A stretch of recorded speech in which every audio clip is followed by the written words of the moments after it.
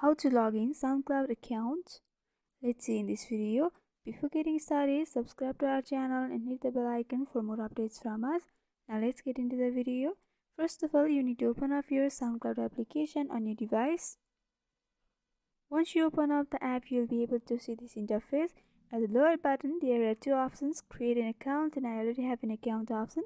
Since we are trying to log into the account that we already have, you have to go for I already have an account option in the second row. And here are the various options for logging in. You can either continue with Google, Facebook, or if you are iOS user, then you can also continue with Apple. But if you want to enter your email and password and continue, then you can go for that. If you forget your password, then you can also reset your password from where you can log in once again. Here I am continuing with Google.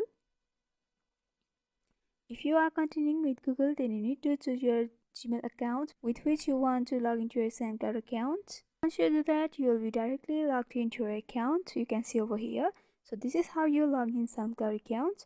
I hope this video was helpful. If you have got any questions regarding this video, then you can comment down below and let us know. Thanks for watching.